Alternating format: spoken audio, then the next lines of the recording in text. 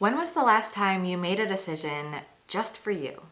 When was the last time you did not turn to someone else or multiple others for their opinion and advice before making a decision? We're trained through our education system to always assume someone else has the answer, and it's our job to find out what that answer is by looking externally. And this isn't a horrible practice, let me lay that out there right from the start. This isn't bad to seek others' advice, especially experts, and especially because we know we have our own blind spots. But I see this practice being one of the most common roadblocks for my clients who come to me wanting to make a decision. Today's video will be broken down into 3 parts. First, laying out a little bit more detail about what this conundrum is and why it is. 2, to get clarity on what the end goal is, why even address this conundrum, and what's possible for your life when you address it. And 3, a very actionable, subtle, but life-changing practice for you to implement immediately after watching this video.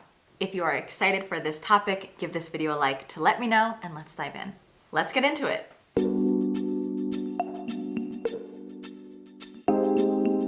So first, what is this conundrum in the first place, and why is it here? Some of you may know this conundrum by the name of people pleasing.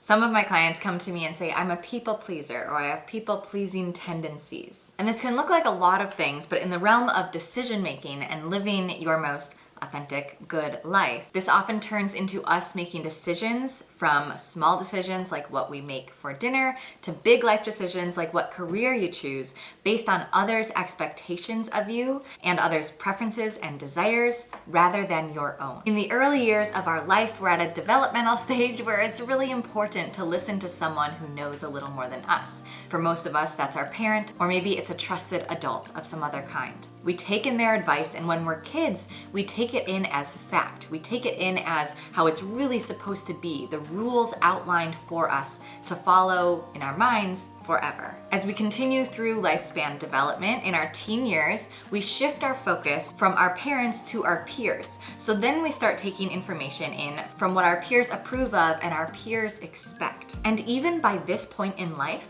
we have made enough decisions and lived enough years to build a habit and a worldview that there is always somewhere else to look for answers. Furthermore, we're really used to following this rule book provided to us by others. So although it starts as our parents and our peers, this then turns into more of the society as a whole. So maybe, for instance, going to college just because we think that's what's expected of us, and we've always done what's expected of us. Or in our first job, we listen to our boss. We listen to others who are farther along on our career trajectory and think that however they did it is how we're supposed to do it too. We meet our partner in life and then take their advice for how they've been taught to live. We have kids and then assume that their expectations and obligations supersede our own. What this means is over time, the life we are creating is less our own unique individual life and more a conglomeration of all the advice and opinions and expectations from those around us,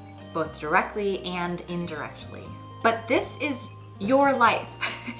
This is your life, not theirs. And again, it's not to say we dismiss the expectations or the needs of those around us, especially your family, your kids.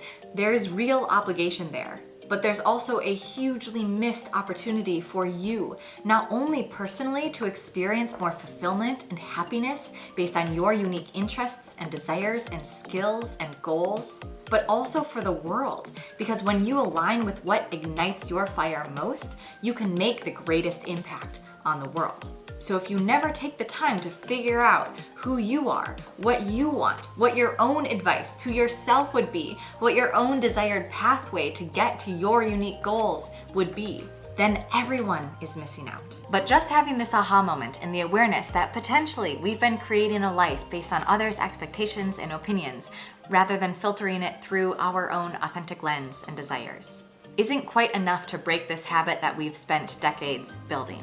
And actually, it's even more than a habit. This is an entire worldview shift because we are so used to following a rule book, looking for the pathway there that's already outlined to us by someone else. that we've never before had to flex the muscle of creating our own guidebook. And because many of us have never done this before, rewind to the very beginning of this tape, many of us have never really made even a single decision based on our own feedback. That creating a whole rule book to step into an entirely new way of life is understandably overwhelming.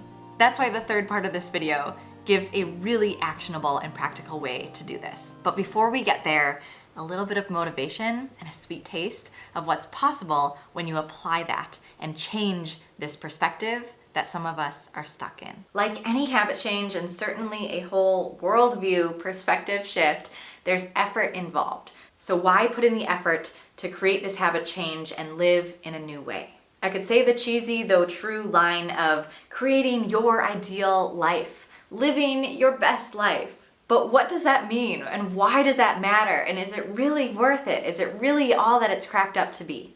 I think sometimes we dismiss those statements of living your best life or creating your dream reality because a part of us knows that the best reality, this dream world, doesn't exist. That life is always going to be real. It's always going to be raw and full of highs and lows and unexpected times and hardship and challenge, even if it also accompanies really joyful and exciting and magical moments. So I actually think starting with that and having me and you acknowledge that this isn't about creating some fairy tale because we know already in our gut that that doesn't exist. This is just about creating a better version of your life. And at least for me and the clients I work with, when we get there, it feels more real and it actually feels more inspiring and more motivating because it feels like we're going towards something that can actually exist rather than trying to find gold at the end of the rainbow. So what I mean when I say to create your best life, your true best life, I mean that you will know who you are at a deep level, which means knowing your personality traits that others love about you and that you love about yourself. And it also means knowing the parts of you that sometimes you get frustrated with or your partner finds annoying. It means acknowledging your strengths and, by golly, standing really firmly in them and using them and sharing them with the world, but also acknowledging your weaknesses, your tender points, and things that throw you for a loop, even if to others they are seemingly small events. And in getting to know yourself and being so self-aware, you can make a decision whether or not the people around you agree with it and stand confidently in it, trusting yourself, trusting the expected and the unexpected outcomes that are to follow. And this type of action and this type of behavior and way of thinking about yourself and the world allows you to truly, intentionally create a life that is yours. A life that has very few regrets because you made decisions aligned with what really is most valuable and interesting for you. And when there are regrets, you look back at them compassionately and you look back at them having learned from those experiences so you can do better in the future. This way of existing doesn't guarantee joy 1000% of the time. That's not the point. That's not the end goal. The end goal is to find a version of life that feels genuine to you, that feels like it's in alignment with your mission, your passions, your purpose, what lights you up and what you're willing to struggle through because the payoff is worth it for you. And while I intentionally brought us back to this big picture and got grandiose for a moment, this type of life change, going from the conundrum we laid out in part 1 to the solution we just dreamt of in part 2 of today's video, doesn't require huge life changes, and in fact, some of the most monumental changes that take you from point A to B are really small. Which brings us to part 3 today, that actionable step you can apply immediately after turning off this video. Of course, this practice can't be something from me because the whole point of this is for you to not listen to a rule book that I laid out. So this practice is called an "and for me" experiment. It's something I created myself a few months ago when I was challenging myself to make more decisions just for me, just for the joy of it. And it was truly life-changing. So life-changing that I then introduced it to the Yes and Experience community, my group membership program, and now they are partaking in this very experiment. Of course, you are more than welcome to join the formal group coaching program, get the accountability and the extra support that comes there. But right now, immediately after watching this video, you can also apply the gist of this challenge. The point is to incrementally start flexing this new muscle for you that is making decisions just for you, just for the joy of it. So again, in part one, you've likely been making decisions based on, or at least in consideration of, a lot of other people's opinions for a really long time. In order to even feel what it feels like to make decisions just for you, we must start with small, low-stakes decisions. Otherwise, our bodies and our minds likely go into that fight, flight, or freeze reaction. So the whole practice is that once a day for a dedicated time, potentially 7 days, between the time now and next video on Yes and by Mar on YouTube comes out, choose one thing that you decide to do for yourself each day. This could be brewing a nice cup of tea, hosting a dance party for yourself in your basement. I did that. Purchasing a new wardrobe item that makes you feel like $1,000,000, speaking up for yourself in a meeting, reading for leisure, going for a walk, having a hard conversation, going on a date, maybe just with yourself, letting yourself dream about your someday car, your someday home, or maybe a career change that you know you want to make at some point in your life, just because you desire to. Remember, these needn't be huge things, and in fact, the smaller the better oftentimes, because then we actually follow through with these decisions and we don't freak ourselves out.